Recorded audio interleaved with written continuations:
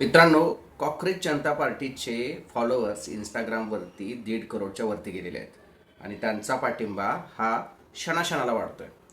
अशावेळी ही पार्टी जी ऑनलाईन आपला प्रेझेन्स दाखवते, वेगवेगळ्या सोशल मीडिया हँडलवरती स्वतःचा प्रेझेन्स दाखवते, त्याचा परिणाम गव्हर्नमेंटवरती काय होईल? म्हणजे आत्ता भारतीय गव्हर्नमेंटवरती जे BJPचं सरकार आहे, त्या सरकारला या वाढत्या फॉलोअर्सचा किंवा समर्थकांचा जो कॉक्रोच जनता पार्टीला पाठिंबा वाढत आहे त्याचा धक्का बसेल का?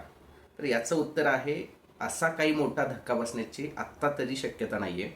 पण जर हा पाठिंबा किंवा यांचे समर्थक अशाच पद्धतीने वाढत गेले तर एक दिवस असा दिसून येईल की जी लोक सोशल मीडियावरती बोलताना सरकारचे समर्थक त्यांच्यावरती तुटून पडत होते किंवा त्यांनी सरकारविरोधी काहीही उच्चारलं किंवा काहीही वक्तव्य केलं, मग त्यांच्यावरती सरकार समर्थक मोठ्या प्रमाणावरती तुटून पडत होते, त्यांच्यावरती टीका टिप्पणी करत होते. त्या टीका टिप्पणी करणाऱ्या लोकांना आता पर्याय आलेला आहे आणि हा पर्याय या कॉक्रोच जनता पार्टीमधून निर्माण होऊ शकतो.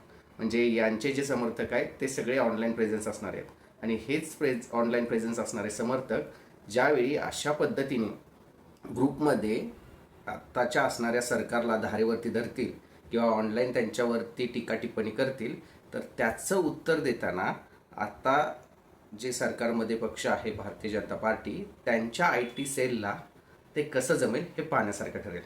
मित्रांनो, तुम्हाला काय वाटतं की वाढणारा हा पाठिंबा कॉक्रोच जनता पार्टीचा सरकारला काही धक्का पोचवू शकतो का? कमेंट करा, आमच्या चॅनलला सबस्क्राईब करा.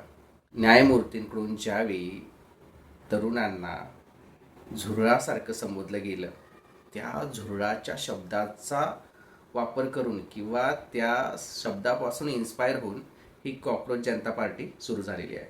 मागच्या 5 दिवसात याचे समर्थक मोठ्या प्रमाणावर वाढत आहेत आणि आता लोक टिप्पणी करतील किंवा जे सरकारचे समर्थक आहेत ते बोलू शकतात की नाही, याला बाहेरून पाठिंबा भेटतोय, तो US बेस अकाउंट आहे, तो मुलगाच US मध्ये आहे आणि तिथून तो ऑपरेट करतोय.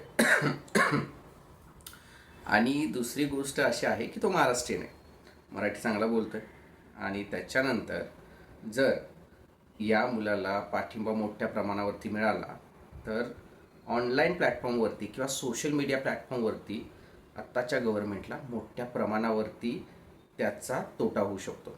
कारण भारतीय जनता पार्टी ही आपल्या आक्रमक प्रचारासाठी आणि सोशल मीडिया नॅरेटिव्ह सेट करून तो लोकांपर्यंत पोहोचवण्यासाठी प्रसिद्ध आहे आणि त्यांचे समर्थकसुद्धा मोठ्या प्रमाणावरती ॲक्टिव्ह असतात.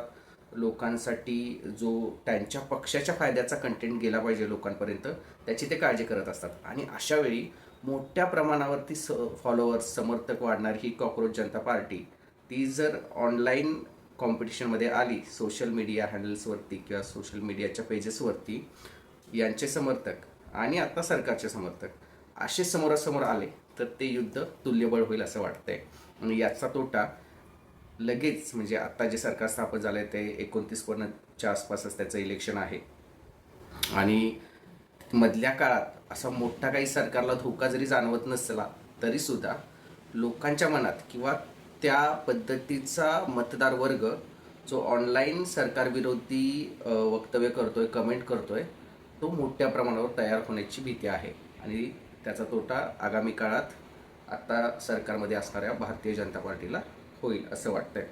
मित्रांनो, तुम्हाला काय वाटतंय? कमेंट करून कळवा, आमच्या चॅनल सबस्क्राईब करा.